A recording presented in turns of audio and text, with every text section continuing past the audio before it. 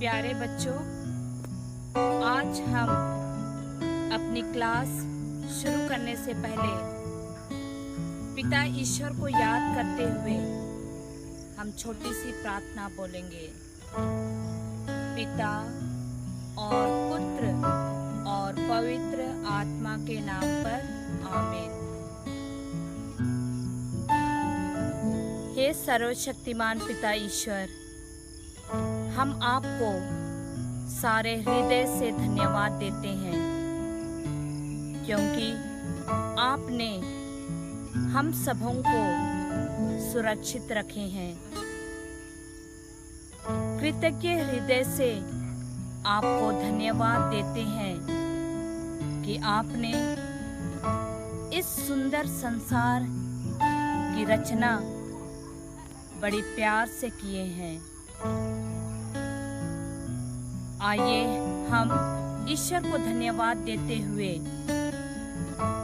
हम वही प्रार्थना को दोहराएंगे जो प्रभु यीशु अपने शिष्यों को सिखाए थे। हे पिता हमारे जो स्वर्ग में है, तेरा नाम पवित्र माना जाए, तेरा राज आए, तेरी इच्छा जैसे स्वर्ग में है वैसे ही इस पृथ्वी पर भी पूरी होवे। हमारा प्रतिदिन का आहार आज हमें दे, और हमारे अपराध हमें क्षमा कर, जैसे हम भी अपने अपराधियों को क्षमा करते हैं, और हमें परीक्षा में ना डाल, परंतु बुराई से बचा। आमीन।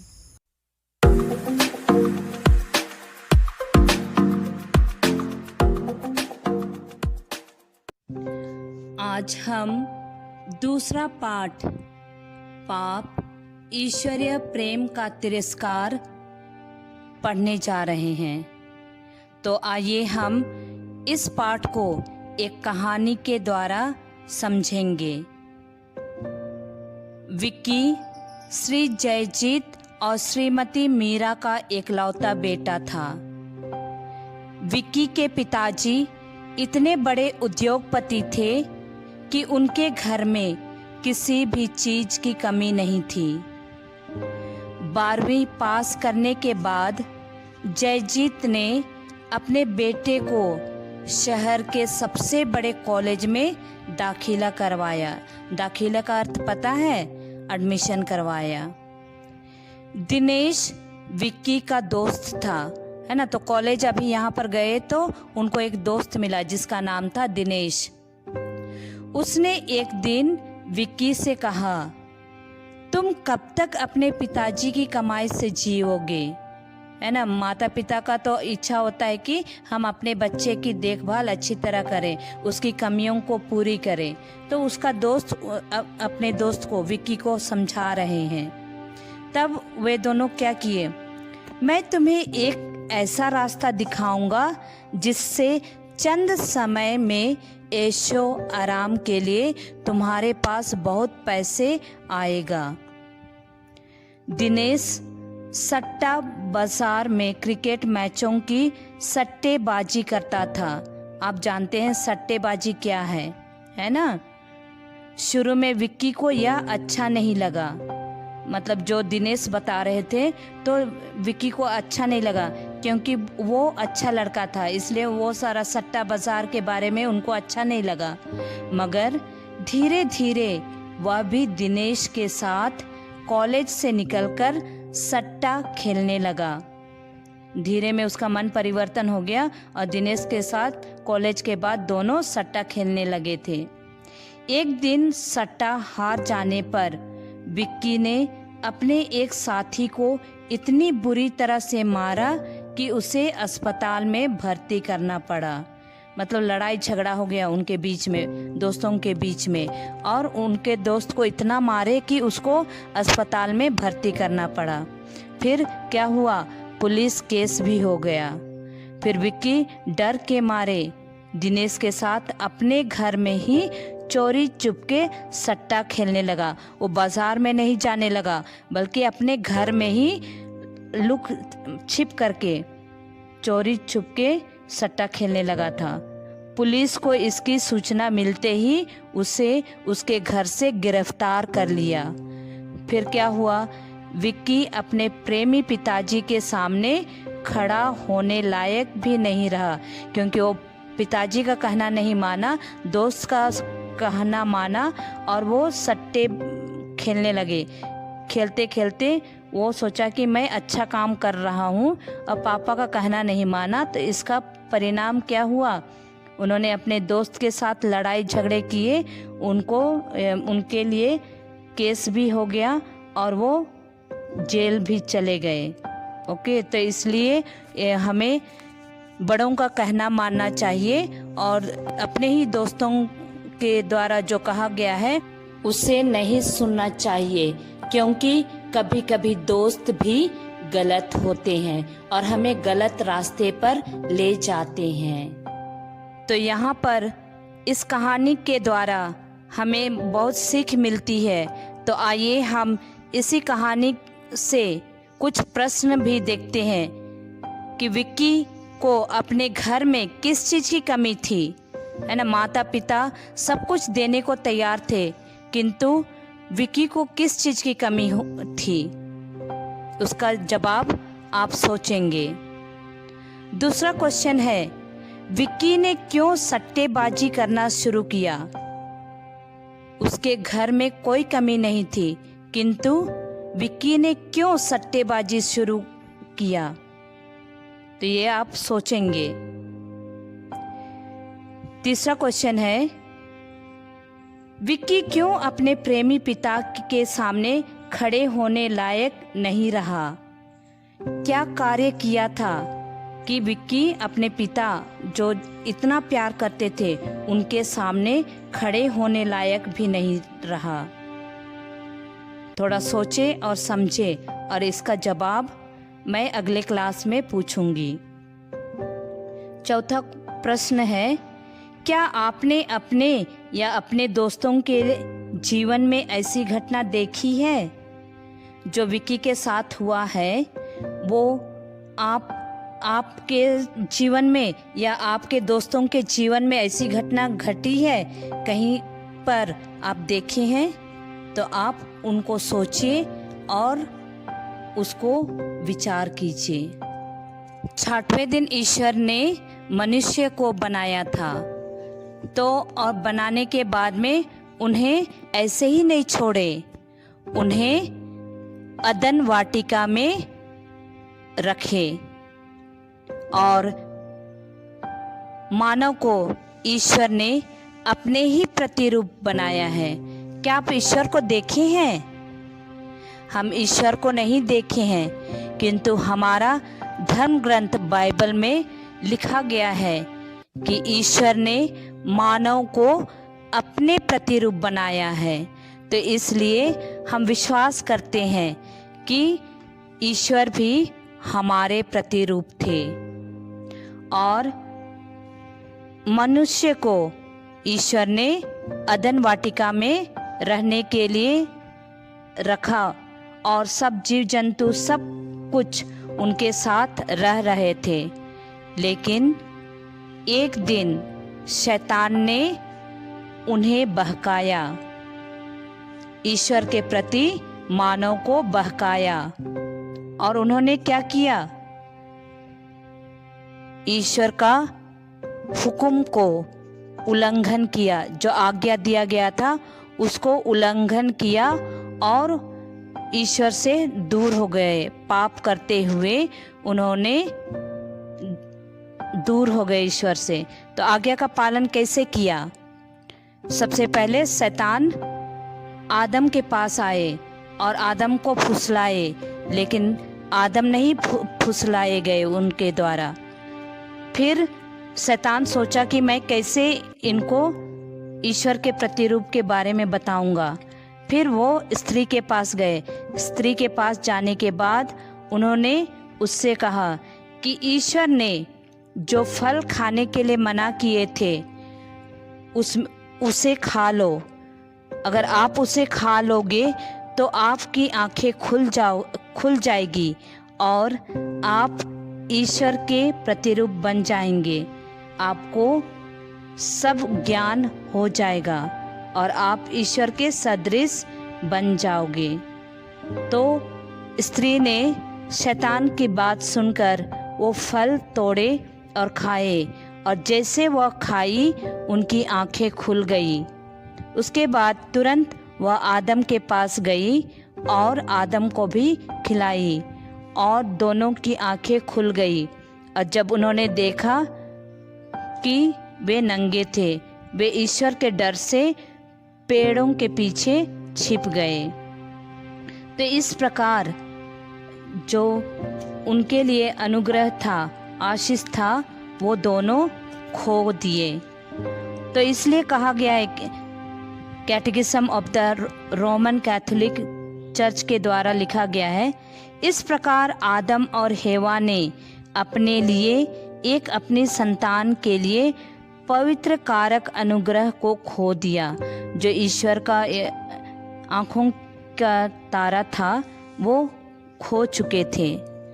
फिर मनुष्य ने ईश्वर द्वारा दी गई स्वतंत्रता का दुरुपयोग कर ईश्वरीय प्रेम का तिरस्कार किया, क्योंकि वो पाप किए तो इसलिए ईश्वर का प्रेम से दूर हो गए। ईश्वर की आज्ञा का उल्लंघन करके ईश्वरीय प्रेम का तिरस्कार किया। तो इस प्रकार पाप ऐसा कार्य है जिसे मनुष्य स्वतंत्र रूप से बिना ईश्वर की इच्छा से करता है ना। हम सोचते हैं कि हम पाप ना करें, लेकिन कभी कभी शैतान हम में आते हैं, वो शक्तिशाली बन जाते हैं, तब हम पाप कर बैठते हैं। ईश्वर चाहते थे कि मानव उनके साथ अधिक घनिष्ठता का अनुभव करे, मतलब मित्रता का, एक दूसरे के साथ रहे, उसका अनुभव करे, मित्रता जैसे रहे। लेकिन मनुष्य ने क्या किया? ईश्वर की इस योजना का तिरस्कार किया। अदन वाटिका की यह घटना हमें याद दिलाती है कि मनुष्य ईश्वर की कृपा के बिना ईश्वर के सदृश नहीं बन सकता। मतलब अभी पाप के कारण हम जो ईश्वर की बराबरी करते थे, जो हम उनके प्रतिरूप थे, उसका हम अभी सदृश नहीं बन सकते। हम अपने पाप के कारण पूर्ण नहीं हैं। पाप के कारण ईश्वर ने दंड स्वरूप आदि पुरुष और स्त्री को अदन वाटिका से बाहर निकाल दिया, है ना। जब एक होते आदम और हेवा ने पाप किया तो उनको अदन वाटिका से ईश्वर ने निकाल दिया और उन्होंने कृपा की अवस्था खो दी। जो हमें कृपा मिलना होता है वो हम खो चुके हैं हमारे आदि मानव के द्वारा। जो आदम और हेवा के द्वारा जो पाप किया गया है, तो उसके द्वारा जो कृपा हमें मिलनी थी वो हम खो चुके हैं। किंतु ईश्वर मनुष्य का विनाश नहीं किया। जब हम पाप करते हैं, लेकिन ईश्वर हमें विनाश नहीं किया, लेकिन क्या किया? उसने मनुष्य को प्यार करना नहीं छोड़ा। उसने उसे बचाने और उसे पुनः कृपापूर्ण जीवन में वापस लाने की प्रतिज्ञा की। तो फिर से हम देखते हैं कि कैटेकिज्म ऑफ द कैथोलिक चर्च, उसमें 78 वाक्यांश में लिखा गया है, इस प्रकार ईश्वर ने रहस्यमय रीति से यह पूर्व सूचना दी कि पाप पर विजय प्राप्त होगी और मनुष्य को पतन से उत्थान मिलेगा। यह मसीह और मुक्तिदाता के आगमन की प्रथम घोषणा थी। इसलिए इस पतन को भविष्य में सुखद पतन कहा जाएगा, क्योंकि इसके कारण हमें एक महान मुक्तिदाता प्राप्त होगा।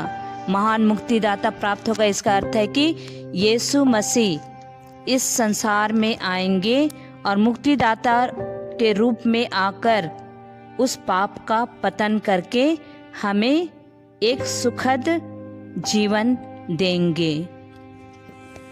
बच्चों, चलिए हम अभी काइन और हाबिल की कहानी सुनेंगे।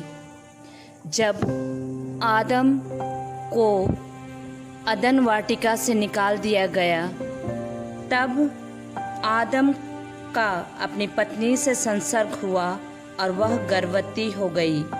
उसने काइन को जन्म दिया और कहा, मैंने प्रभु की कृपा से एक मनुष्य को जन्म दिया। फिर उसने काइन के भाई हाबिल को जन्म दिया। हाबिल भेड़ बकरियों का चरवाहा बना और काइन खेती करता था, तो दोनों भाइयों का पेशा अलग अलग था। एक दिन जब ईश्वर ने देखा कि ये दोनों भाई अच्छी तरह कार्य कर रहे थे, तब उन्होंने ईश्वर को होम बलि चढ़ाना चाहा।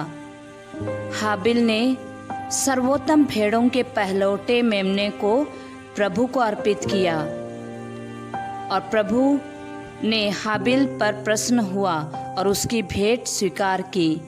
किंतु काइन इतना अच्छी फसल उगाने के बाद में भी ईश्वर को जो खराब दाने थे उसे उन्होंने चढ़ाया और भगवान ने काइन का भेंट स्वीकार नहीं किया।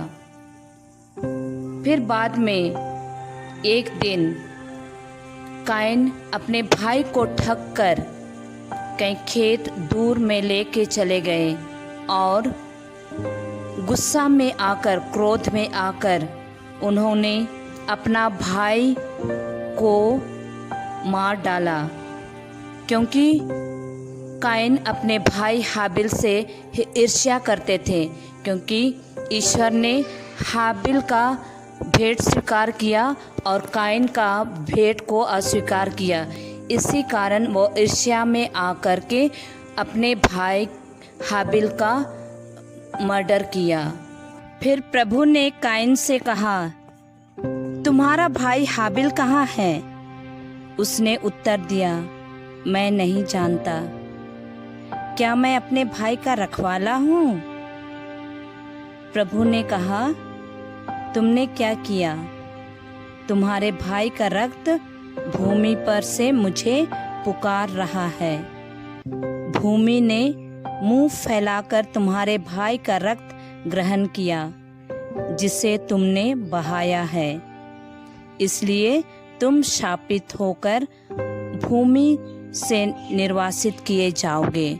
क्योंकि उन्होंने अपने भाई का हत्या किया, इसलिए भगवान ने उसे शापित किया और वहाँ से उसको निकाल दिया और उनको यही शापित किया कि तुम खेती करोगे और जो कुछ वह पैदा करेगा उसी से अपना जीविका चलाओगे। इस तरह काइन भगवान के द्वारा शापित किया गया। आगे हम चलते हैं। जब मानव जाति की संख्या पृथ्वी पर बहुत अधिक बढ़ने लगी और पाप भी बढ़ने लगा था, प्रभु ने कहा, मैं उस मानव जाति को जिसकी मैंने सृष्टि की है पृथ्वी पर से मिटा दूंगा और मनुष्यों के साथ साथ पशुओं, रेंगने वाले जीव जंतुओं और आकाश के पक्षियों को भी। क्योंकि पाप ज़्यादा बढ़ने के कारण ईश्वर को बहुत गुस्सा आया। वो मानव जाति से नाराज़ हो गए और उनका नष्ट करना चाहा। इसलिए उत्पत्ति ग्रंथ के अध्याय 6 वाक्यांश 7 में बताया गया है कि प्रभु मानव जाति जिसे सृष्टि की थी पृथ्वी पर से मिटाने की सोचे और साथ साथ मनुष्यों को, पशुओं को, रेंगने वाले जीव जंतुओं को और आकाश के पक्षियों को भी उन्होंने मिटाया। और इसी द्वारा उन्होंने नूह का वृतांत या नूह के कहानी द्वारा इसका नष्ट किया। तो ईश्वर के कथन के अनुसार नूह को छोड़कर जो एक सदाचारी और निर्दोष व्यक्ति था, सब के सब जल प्रलय द्वारा नष्ट किए गए। और जल प्रलय 40 दिन और 40 रात तक हुआ था, मतलब वर्षा हुआ था। और इसी के कारण मानव जाति, जीव जंतु सभी नष्ट हो गए थे। तो नूह का कहानी इस तरह है, क्योंकि नूह एक सदाचारी व्यक्ति था ईश्वर के नज़र में, और दूसरे व्यक्ति सब पाप के कारण ईश्वर की नज़र से गिर गए थे। प्यारे बच्चों, आज हम यह क्लास यहीं समाप्त करते हैं और बाकी का पाठ हम अगले क्लास में पढ़ेंगे। धन्यवाद। जय यीशु।